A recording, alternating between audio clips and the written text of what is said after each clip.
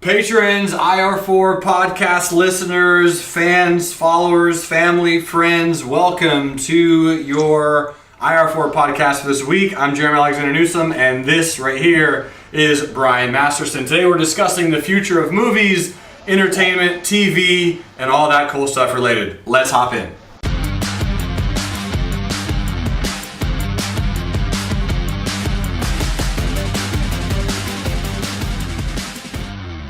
So Brian, have you seen any good movies lately? I haven't been to a movie theater in I don't know how many years. Really? Years? Why? Years. Why years? Either I don't have the time, or it's not as appealing to me as it once was when I was a kid. I appreciate the entertainment value of movies, but going to the movie theater, I mean, think about the amount of money that flows through that industry. It's insane. The Hollywood industry and everything like that. Now, Right. I've seen movies obviously at home, and you look at Redbox and Netflix and the streaming services. Huge disruptor to the game. Yeah. But no, I'm just not a huge going to the movies guy, you know? Interesting. How about you? When's the last time you went to the movies? I mean, pretty recent. I definitely watched the new Star Wars in theaters. I go at least every few months. At least. Haven't been. Yeah. Haven't been. So what do you think the change is going to be in movies in the next, let's say, decade? I mean, because right now they're battling with Netflix, they're battling with other streaming services. What's that big change going to be? Have you heard of Movie Pass? No. So there's this thing called Movie Pass where it's like, I think $20 a month maybe, but you can go to the theaters as much as you want. Really? Yeah, and watch as many movies as you want. They're trying to compete. That is a great idea. Well, it is, but here's one challenge. The biggest challenge is people are still going to have to leave their house to go to the movies. Right. You know? And then, are you familiar with Kim.com Mega Upload? Mm-mm. So it's essentially just like this huge database that, and I guarantee a lot of our Patreons know this, and they can articulate this much better than I can. But essentially, Kim.com created a Mega Upload, which allowed for people to upload files in the cloud all over the world, and people could share whatever they want, right? So there's obviously proprietary material in there, such as songs, movies, TV shows, and whatnot. So since this was out there and it was free and there was really no monetary value to it, other than just creating this website, the United States government was trying to put in an anti-privacy or the anti-pirating laws into effect, and a lot of cypherpunks and a lot of hackers disagreed with this because if I own content, I should be able to share it with whoever I want. Mm-hmm. So what the government wanted to do is to shut this down, and they actually raided Kim. He lives in New Zealand. They raided his home. The New Zealand federal government raided his home by way of U.S. government. And it was insane to see how the whole story developed. And he was coming out with Mega Upload 2.0, and it was going to run on the blockchain, which is insane. Whoa, okay.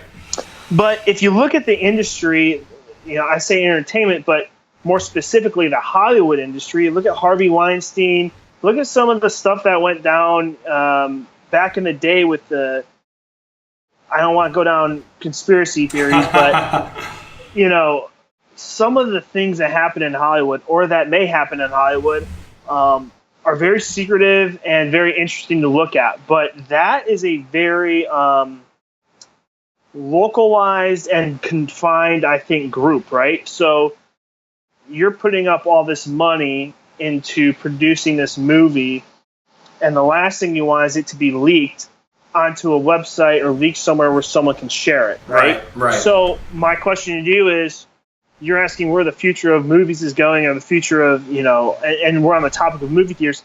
I don't know, man. I think that if someone gets a hold of a movie reel, or I'm sure it's all digitalized now, it's not true film, but think about the amount of money that would be lost if someone got a hold of that and it got put onto a mega upload or onto or some type of website or server where people can pull from it. You're not gonna go to the movie, just like you said. You're not gonna go to the movie theater if you can just access it on your computer.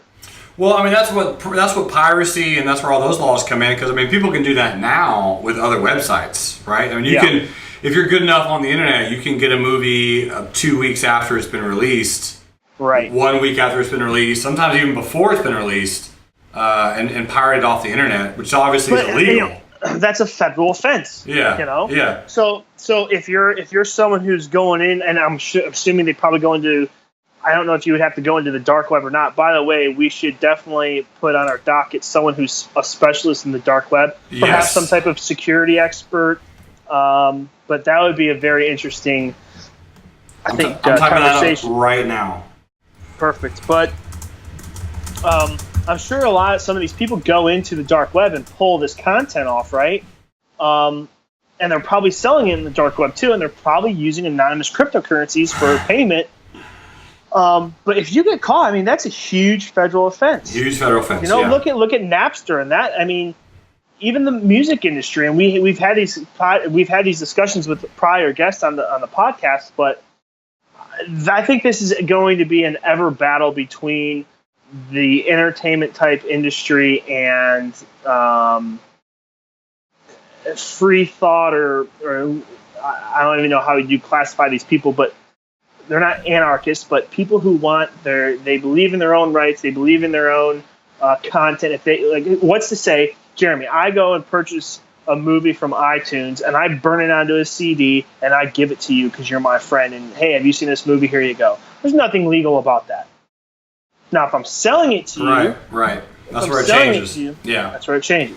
So, I mean, the interesting thing is, though, I mean, let's take music, for example. We've already had some of these discussions in the past, and I'd like to have some more in the future. But, 300 years ago, you're going to a symphony or some type of symposium location, and you're watching that one symphony do its music, and you're watching that one person, that group of people in that location. Well, now you have music where it can be shared through, from everyone. But the difference is, only 20 years ago, you had record labels and CDs, and you didn't have it right attached to your phone. You didn't have that technology. I mean, with movies, it makes sense to me imagine if you had a company that created some type of really big disruption that said, all right, here's the deal. Let's make theaters worthless, and let's just create a hub where people have to pay, like a Netflix subscription, and that's where all the content gets dumped on, and they have to pay that, and it's encrypted. But instead of leaving your own home, you can get it right there on the internet. So, I don't know if you're seeing, I have Netflix and I peruse it a lot. They have a lot of great documentaries, but I always see Netflix original. And there's big actors who are doing their own movies, and it's through Netflix. So guess what? There's no going to the theater to see that. You're right at home, and it gets released, and you're watching it at home through Netflix. So, I do think the element of the movie theater is going away. And why isn't the element of true theater still around? I think it's because of the experience. Right. So unless the movie industry or a movie theater owner or someone creates an element of experience in going to the movies and getting popcorn and doing that, then that's something. Like, I think there's an old movie theater that plays old movies down the street in downtown Franklin, right? Right. And there's a brand new movie theater down here in Cool Springs. I think that the old-fashioned movie theater that plays old movies will survive longer than the newer movie theaters, or those newer movie theaters are going to have to adapt into showing. Again, it's about the experience, because I can watch a movie on my phone right now if I wanted to. Right. Well, I think you're absolutely right. So have you been to an amusement park recently? The amusement park? Yeah. Like roller coasters and stuff? Yeah. No, I haven't. I want to, though. What the hell do you do all day? You're not going to movies. I work, buddy. You're not going to movies? You're not going to amusement parks? I'm not having any fun. No. So I was at Universal Studios, this is like a year or 2 years ago, and they had a ride that was called like a 5D ride, which I was like, okay, can't do 5 dimensions, but You go in there, and I forget what movie it was. It was like some type of mummy experience, and you're in a movie theater, and the whole thing rocks, and like water spits at you. I remember when I was a kid, it was a small like 20 seat room, and they had a projector. It was like a 15-minute like short film. Yeah. And it was like a cartoon, and you're holding on, but they squirt water at you and stuff. Dude. I mean, that's cool. That's cool. So what they're doing now with movies and that industry is, so the AMC in Cool Springs, if you ever get a chance, me, you, and Adam or somebody should go to this, because it is pretty cool. So you go to this very luxurious seats. Like there's only like 100 seats in the whole audience, the whole stadium, whatever you call it, the room. And they're really wide. They're really lazy boy. They're pretty much a lazy boy. And they're automatic, so you can press a button, you can go all the way back, you can pretty much sleep. And that's legit. And they bring food and drinks to you. So it's like a theater mixed with a restaurant. Nice. And that's what you're talking about with the experiences, because there's the movie theaters 100% will go out of business. At least the ones are like, hey, show up and buy popcorn and watch a movie. No, because that's how they make their money. They make their money from concessions. Everyone knows that. Dude, I remember it being in high school and that's where you took a date, right? And then you go to the movie theater, and they have a whole arcade over here, and the place was literally packed to the T on a Friday and Saturday night. I mean, so much money. Unfortunately, again, it all comes back to the capital aspect, right? Sure, of course. But you need to be able to have the movie theater run. You need to be able to pay your employees and keep the bills on in order to stay in business, but you have to generate freaking revenue. How can you do that? I think you're right. By incorporating, I remember, this is so crazy, I remember it, the regular old movie seats. I remember as a kid when they came out with the ones that recline just a little bit, and you could rock and roll. I'm like, this is phenomenal. This is the best movie I've ever seen. These seats are insane. Yes. I can rock. There's cup holders here? This is legit. Yeah, dude. I remember when that came out thinking, this is it. This is the future. This is the pinnacle. Yes. How crazy is that? And then I thought about it for a little bit. I was like, wait a minute. This is just the beginning. Because, you can only get so much sound. Because they thought about, let's just make it louder. Yeah. No. There's only so much you can take in visually. 3D movies. Do you like 3D movies? Well, I was going to say, that was my next point, but even like the curtains in the movie theaters is like, okay, here's the previews. Now we're going to open the curtains. Someone had to think of, let's make the screen smaller, and then we're going to open the curtains and make it bigger for the movie, and everyone's going to get excited. And then someone obviously thought of the 3D element. I saw 1 or 2 3D movies, and it's cool, but it's really, I'm not like, all right, this is like, insane. If there was like another element to it, like where water or air shoots at you during certain, or certain like scenes. the seat vibrates or something like that. Yeah. That would be cool. But I agree. How much money do you have to put into a theater like that in order to incorporate that? And then you have to rely on Hollywood to incorporate those elements into the movie. Yep. So you just can't update and enhance your movie theater with all these different features if you don't have movies to accommodate those features. That's a very good point. It's a whole circle that needs to work. So obviously Hollywood is at the forefront of all of this, and I don't know what their plans are. Obviously, I think the Netflix element is insane. How about movie stores? I remember Blockbuster, Family Video. They're not around anymore. Gone. Totally Gone. And think about Redbox. Some simple idea. Someone had let's get a kiosk. Let's get like a vending machine for movies. Yeah. Totally took away a whole entire industry. Movie stores gone. Yeah. So that's you're absolutely right, and that's the beautiful disruption. I remember seeing every town had at least one. Oh yeah. Every town had like a video warehouse or a Blockbuster. You might remember, or you probably heard the story that Blockbuster could have bought out Netflix for $15 million. I do remember that. And they didn't want to. They had the money. They could have. That's when Netflix was sending. Netflix started by sending the DVDs in the mail, right? Yeah. Before anything was streaming live. Now, actually, I just had a conversation with my father. We were speaking today. He's like, "You gotta watch this TV show or whatever." I'm like, "Yeah." He's like, "You got Amazon Prime." I'll get to the Amazon Prime in a second, but you had the Netflix DVDs that came in the mail. I remember Blockbuster was doing the same thing. They were trying at one point, yeah. Instead of buying out the people who are innovating the space, they just try to copy it. You just try to copy it, and they died. Now, if they did buy out Netflix, would that stifle the innovation of Netflix, and perhaps we wouldn't have it today on our TVs where we're streaming, or would it would have allowed for someone else to create that idea? Who knows? But there's a reason for everything as to why it happens. But Blockbuster missed the boat for sure. I mean, they're done.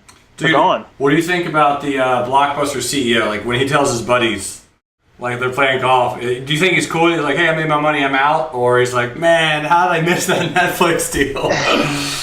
Yeah, I mean, it's kind of just like how I think about some of the opportunities I had in the cryptocurrency space or whatnot. I don't know how he is. I don't even know who the guy is. I'm sure he should write a book if he hasn't already. But he should. Listen. It's either you adapt or you die. That's business. Yeah, that's business 101. Look to the future. What's the disruptive technology? What's the disruptive company? What is slowly dying and what's coming up, and then start. I can't do it. You can't do it alone. So, but get your team and get your company to start looking at the innovative, side of things. So I think Tim Cook. I mean, he's leading what has already been there, but you got to get your team and you got to get your company working as to where it's going. Wayne Gretzky, skate to where the puck's going, not to where it's been. Yeah, absolutely. So, but Amazon Prime. So yes, Amazon Prime. If you have an Amazon Prime account and you have a smart TV, you can just go in. Boom, type in, and now you have access to movies, TV shows, everything, right? Yeah. So now Amazon's really disrupting Netflix because Amazon has all these different features, such as, I can order things off the internet. You can't go to Netflix and order, whatever off the internet. Netflix has a niche. Amazon, they just, man, they kind of do everything. More. Yeah. It's crazy. So they kind of do everything. Is Netflix, on the I don't think they're on the end. I think they captured the innovative side of things when they say, okay, this streaming thing is great, but what are we going to do next? And then I think that's when I started seeing that Netflix adapted, and that's when they started producing their own Netflix originals. Boom, and that's the difference. That's the groundbreaker right there is when they came up with that concept.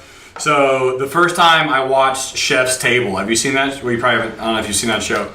So no. First time I watched Chef's Table, I knew, I was like, guys, I mean, that wasn't the first one by any means. I think was that a Netflix show? Yeah, it's a Netflix original. I think House of Cards was like one of their big ones, and that was the one that was the one that hit it. I think Chef's Table was like a year or so after that. But when I saw that, what I realized is they took cooking. And they took a chef, like something you would not even think was cool, and they made that show so awesome. Like, that's an incredible show. Like, dude, I'll put it this way. Anyone who watches that show is going to want to become a gourmet cook. Like, they take I like cooking, so I may want to get into that. Dude, you would love that show. So once I saw that, I told everyone I knew, buy Netflix, because this thing, in the internet world, content is king. Content is king. So that leads me to the YouTube element. Okay. And YouTube really doesn't YouTube is a platform, right? It's not a essentially a streaming service. So I think what you see in YouTube is a lot of content creators.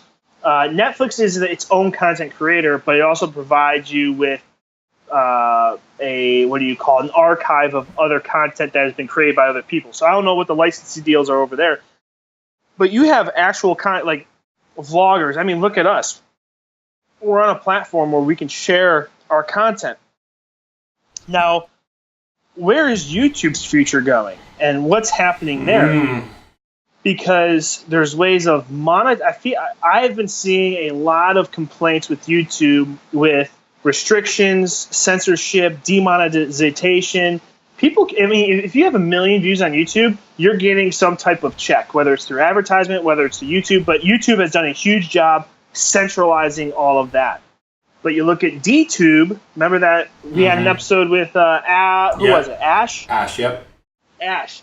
Talking about DTube, and I think YouTube's on the second half of its life, and it's heading towards a deathbed soon, I think. Really? That's interesting. I kind of think the exact opposite, which is fine. Oh, okay. Yeah. Why that? So I mean, they do. I like a good conversation. So they do have YouTube Red, so they're trying to monetize that to make it like if you don't want the advertisements, you don't want any ads or any videos, you can pay like $12 a month. It also allows you to get your music where you're watching on your phone. You can type in whatever song you want and minimize it. So it doesn't have to be a window.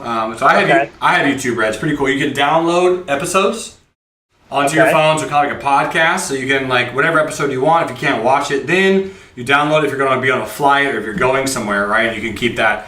So that is one. Now YouTube Red is not making that much money, and YouTube by itself isn't making that much money for Google because Google owns YouTube. The way I see it is innovators like me and you and other entrepreneurs taking YouTube and making their own TV series out of it and cutting out the middleman. Cutting out CBC, cutting out NBC. You're going to get TV producers who go on and create their own American Idol or Britain's Got Talent, and they're going to host it on YouTube.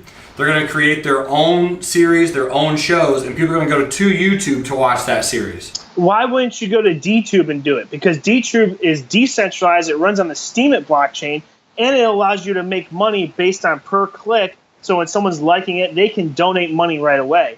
Now, that's more of a donation-based. Exactly, because it's just so small right now. I mean, maybe down in the future, but so why not get ahead of the game? And why don't you start your TV series on DTube? Again, you're skating to where the puck's going. Right. So are you telling me that we need to put our episodes on DTube? I think we should. Absolutely. then we should. Did you make us an account yet?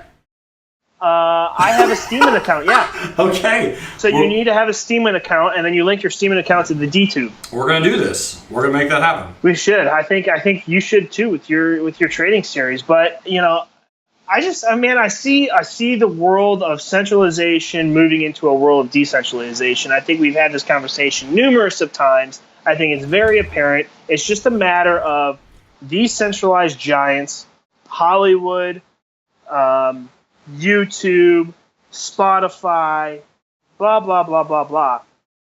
I think the next disruptive phase is coming, and it's happening more on a grand scale than to each individual industry. The blockchain is disrupting every industry. It's just a matter of how is it all going to work? How can you go from blockchain to blockchain? How can you move within this digital world, if you will?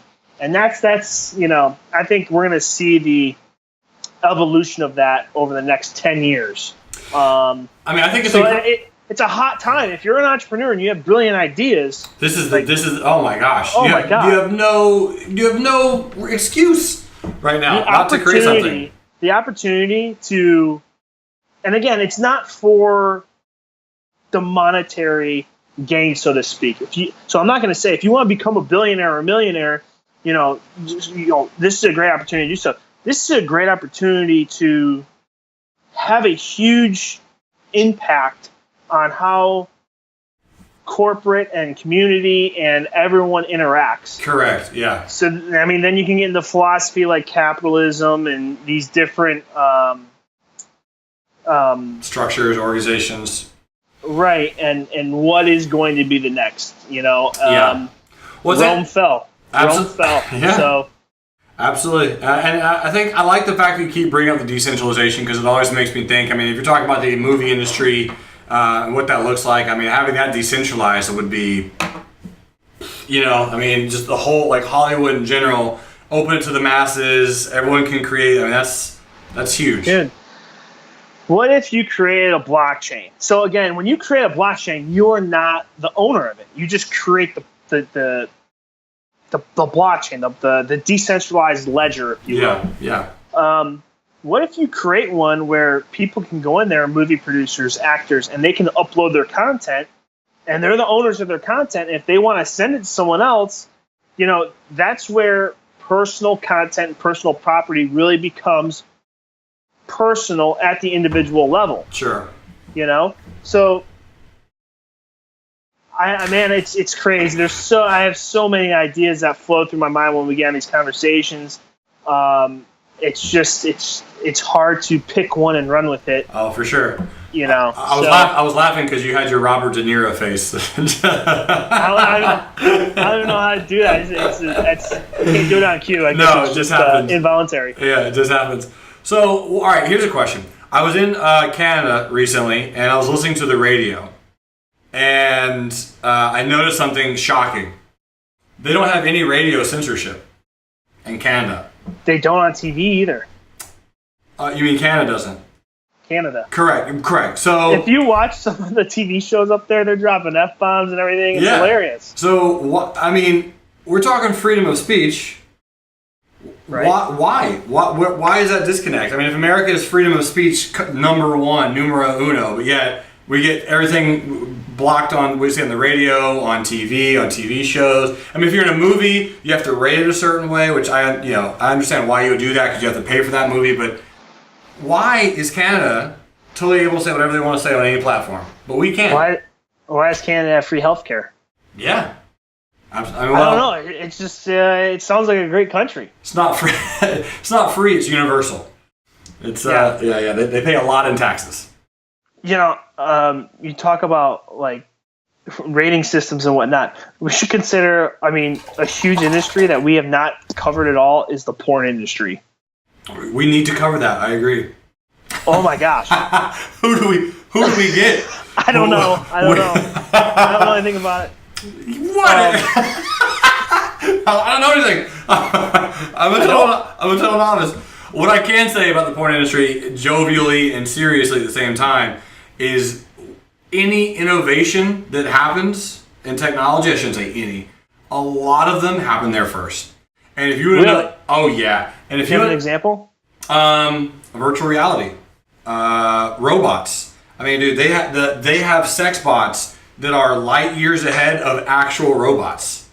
Oh my gosh, that's insane. It is insane.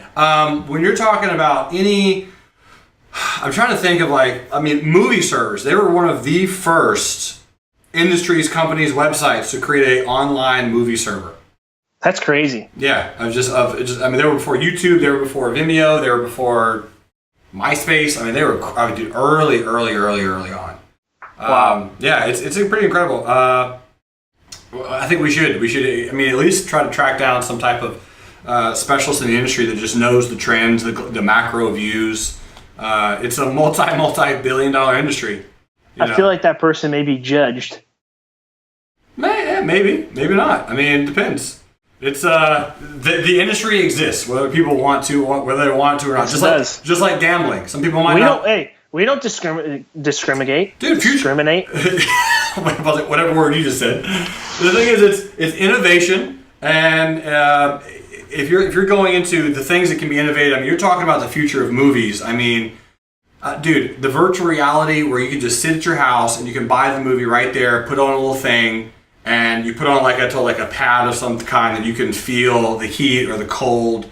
Yeah. Immersion is coming. People want to be totally immersed in whatever they're doing. I mean, entertainment is never ever going away. Sex is never ever going away.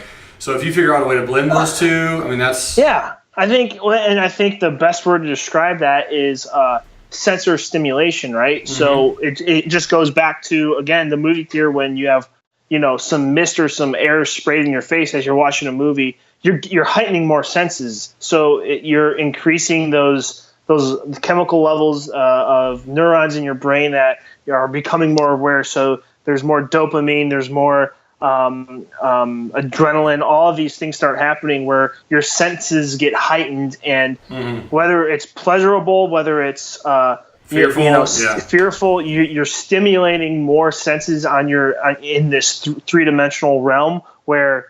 Why would you not want to go have that experience more so than just sitting on the couch and you're watching something, Right. Like, so I do think that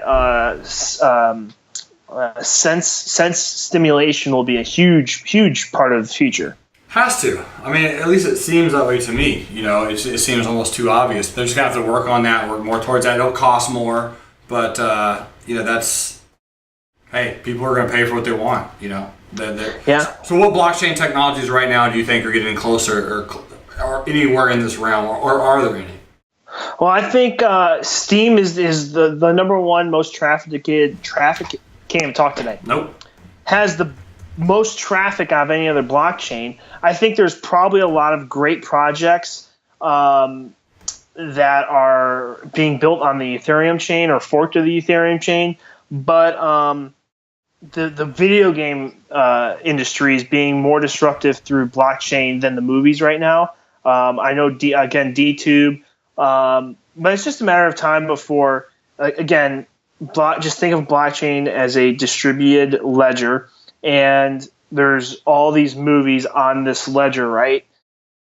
Wherever that movie is siloed at, whatever node, I mean, it sits on the whole thing. But when let's say, so it's almost like a proof of witness chain, right? Or excuse me, proof of stake. So if I build a blockchain and you, me, and all these other people start uploading videos, we are essentially a proof of stake. We are holding a lot of the content on that chain. But if someone wants to access that, you can create micro fees where, okay, if you're watching it from me, from my silo, then you're paying me a certain part of that. But then you move into, okay, well, now everyone owns the same movie. Which movie are you going to pull from? So there's going to be elements of centralization in a decentralized ledger, which is insane to think about. It's hard to explain, but it's evolving right now. One of the best entrepreneurial times one of the best times in the world to be an entrepreneur. I mean, I think the last time we saw this was probably the .com era, and then before that it was the actual hardware and the cell phone era and computers. So we have a very clear understanding as to how computers really moved into where we're at today. There hasn't really been a lot of documentary about the .com era. You can research it and find it, but no one's really exposed it as much as the computer world. And I think that's because you had huge innovators like Steve Jobs. But you look at Elon Musk. Elon Musk will have a huge legacy in the .com era, even in this era, I think. But some of these people in the blockchain, man, it's going to be crazy when we're 50, 60 years old and we look back and be like, man, we lived through that time. Yeah. And we probably will look back at some of these podcasts and be like, remember we were talking about that before anyone ever knew of it? I mean, it's going to be crazy. Yeah, that's what I'm hoping for, man. That's why we created the IR4 podcast, so that we can be those people that at least put our brain into that space and always get dragged forward. Because we don't know all the answers, but we're going to try to find the people who do. Right. I got two really good specialist guests coming up, so I'm going to work on getting the one, the only Ashley Allen on here to talk about the future of clean energy. Our camera girl. Yeah, our camera girl, our producer, and then a buddy of mine named Jason Smith, who's also an original patron. He's going to be talking about geographical mapping and how and what. Nice. Yeah, and what that's going to be using for. So that's going to be some things that are upcoming. Obviously we're going to have another good cryptocurrency discussion here pretty soon, because there's a lot of things that are going on. A lot of things are moving right now. Yeah. A lot of people have seen a lot of my updates, and so it feels good that we got a little bit of bulls coming in for a bit, but definitely excited about the future of those. It's time for me and you to have another crypto chat at some point. Yeah. So I will definitely start looking at some porn industry experts. Do a little research. Maybe Google who you can talk to. We'll just bring in a porn star who has been around the industry for a while, who has a lot of knowledge as to where it's been and where it's going. It's wisdom. We're here to seek wisdom. I'll get Jen and Jameson on the phone right away. That would be fantastic. I would love to speak to Jen Jameson. That'd be cool. Awesome, man. Well, thanks, folks from around the world. Thanks so much for tuning in. We hope that you're going to be sticking around for the porn episode when it comes out. But truly, thanks so much for being a patron. Thank you for subscribing. Thanks for supporting this guy. And if you have anyone you want us to interview, if you know anyone you want us to interview, reach out, let us know, and we'll be happy to do our absolute best. We got a bunch of requests for Joe Rogan. He hasn't gotten back to us yet. I feel like that Joe Rogan, if we had him on, that episode would be a very broad discussion, but very in depth. But you said if anyone's interested in certain individuals and whatnot, great. But if there's certain industries too that we haven't dove very deep in that you want us to cover, we will find those industry experts or at least people in that industry that can shed some more light. So. Feel free to comment as to what you want to hear about, because we want to cater to you guys. You guys are the ones who make us run. Absolutely. So thanks so much, everyone from around the world. You're amazing. Love, live, learn. We'll see you all later. Bye.